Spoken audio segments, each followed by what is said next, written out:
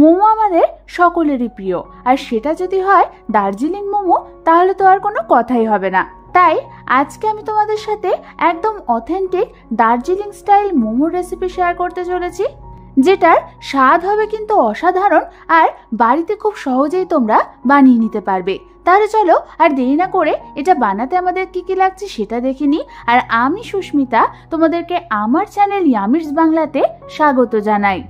এই রেসিপিটার জন্য প্রথমেই আমি এখানে 400 গ্রাম মতো চিকেন কিমা নিয়ে নিয়েছি। তোমরা কিন্তু চিকেন পেস্ট না নিয়ে কিমা নেওয়ারই চেষ্টা করবে, তাহলে তোমাদের মোমো স্টাফিং এর টেক্সচারটা ভালো আসবে।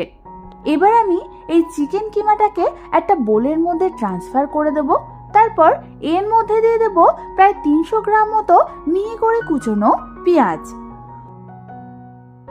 আর দিয়ে দেব 1 টেবিল চামচ পরিমাণ কুচনো আদা, 1 টেবিল চামচ পরিমাণ কুচনো রসুন, হাফ কাপ পরিমাণ কুচনো স্প্রিং অনিয়ন, প্রায় 2 টেবিল চামচ পরিমাণ কুচনো ধনেপাতা, আর দিয়ে দেব স্বাদ অনুযায়ী নুন,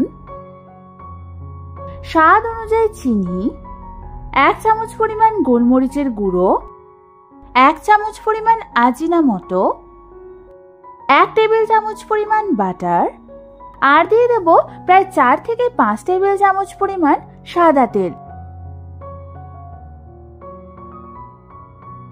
এবার আমাদের এই সমস্ত কিছুকে চিকেনটার সাথে ভালো মতো মাখিয়ে নিতে হবে। এবার এর থেকে অল্প একটু অংশ নিয়ে তাওয়ার মধ্যে অল্প একটু তেল দিয়ে এটাকে ভেজে নিয়ে এর নুন মিষ্টিটা তোমরা দেখে নিতে পারো।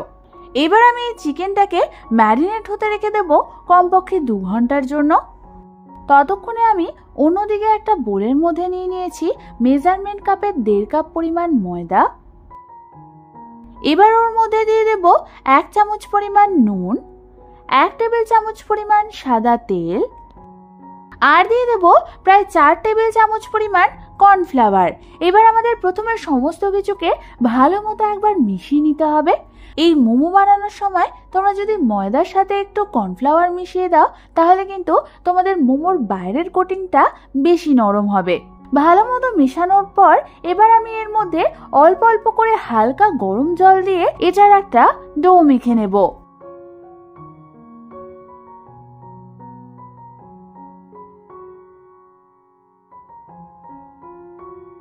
তোমরা দেখো আমাদের ডোটা কিন্তু ভালো মতো মাখা হয়ে গেছে।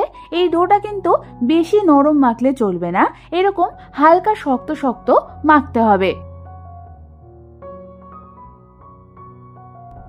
এবার এই ডোটাকে হাতের সাহায্যে এইভাবে রাউন্ড করে নিতে হবে।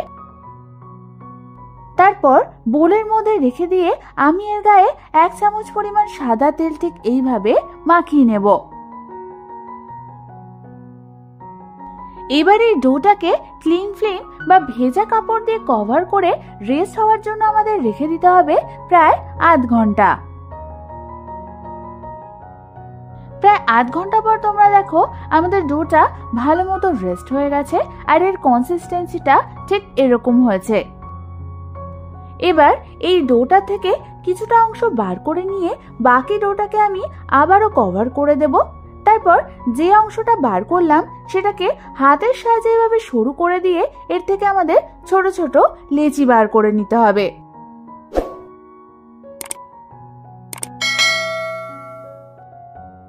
আমাদের ছুরির সাহায্যে লেচিগুলো কাটা হয়ে গেছে। এবার এক একটা লেচি নিয়ে আমি হাতের সাহায্যে এভাবে গোল করে নেব। সব লেচিগুলো ভালো মতো গোল করা হয়ে গেলে আমি এই লেচিগুলোর ওপর কিছুটা পরিমাণ কর্নফ্লাওয়ার এইভাবে ছিটিয়ে দেব। এবার আমাদের এই লেচিগুলোর গায়ে ভালোভাবে কর্নফ্লাওয়ার গুলোকে কোট করতে হবে। তারপর চাকি বেলনির সাহায্যে একটা একটা করে লেচি নিয়ে সেটাকে আমাদের এরকম গোল গোল আর পাতলা পাতলা করে বেলে দিতে হবে।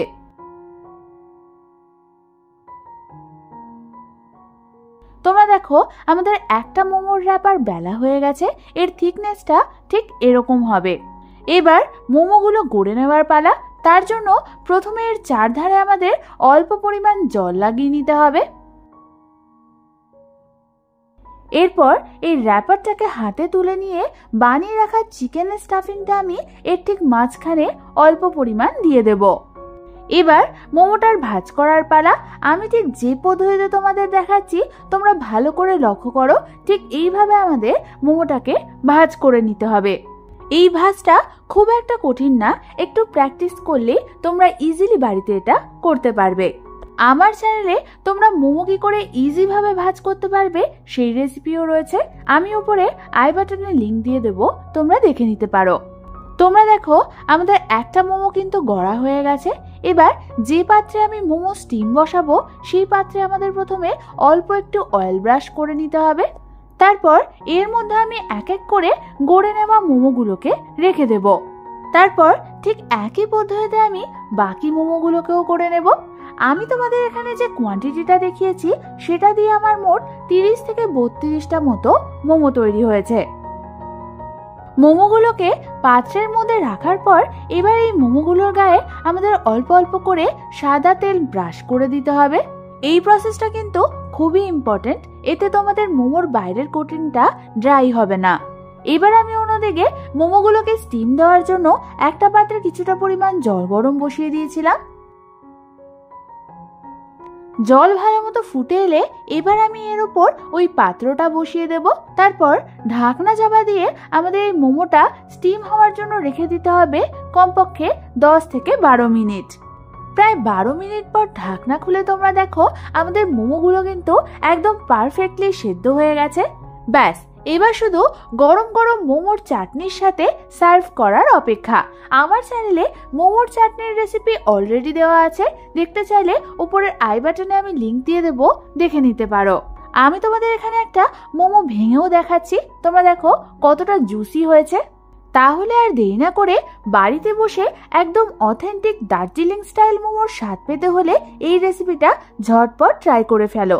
আশা করি তোমাদের খুবই ভালো লাগবে। আর এই রেসিপিটা ভালো লেগে থাকলে একটা লাইক করে দিও, আর আমার চ্যানেলটাকে কিন্তু সাবস্ক্রাইব করতে একদম ভুলো না। আজ তাহলে পর্যন্তই, আমি আবার চলে আসবো তোমাদের কাছে নতুন কোনো রেসিপি নিয়ে।